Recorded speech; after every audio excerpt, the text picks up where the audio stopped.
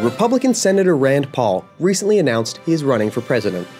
Let's take a look at some problematic statements he has made in the past, and one he has made since his announcement. Here is what the senator had to say in January about rates of tax credit fraud. When you look at the Earned Income Tax Credit, it has about a 25% fraud rate. We're looking at $20 billion to $30 billion. And this is from estimates from the GAO, from the government themselves.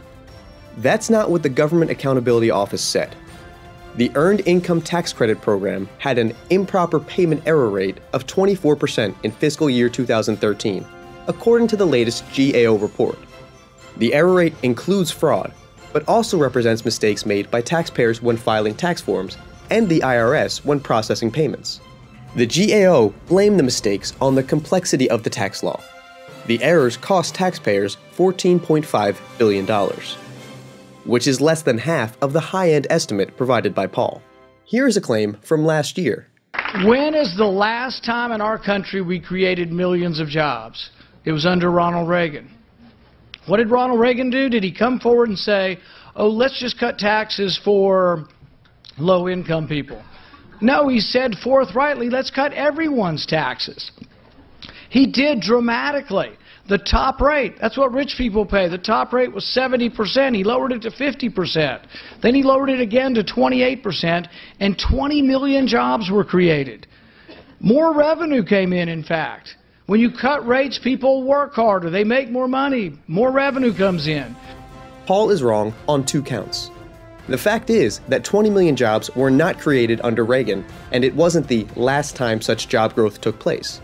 The economy added just over 16.1 million jobs under the tax-cutting Reagan, but it added nearly 22.9 million under Democratic President Bill Clinton, who raised taxes. Finally, let's take a look at a recent claim. Like, for example, Detroit has 20% unemployment. It's a disaster. Appalachia, my state, Eastern Kentucky, has a large amount of poverty. No one's come up with a way to fix it because we're always trying to tax them and then give them back a little bit to help them. Detroit had an unemployment rate of 12.5% as of February, not 20%. The last time it was above 20% was July 2013.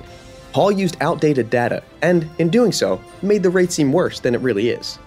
As for Kentucky-Appalachia, it does have a high poverty rate, but it should be noted that the rate has declined significantly since the Appalachian Regional Commission was formed in 1965 under a federal law.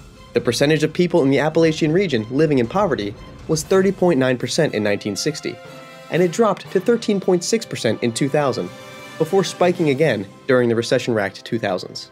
To see more, go to factcheck.org.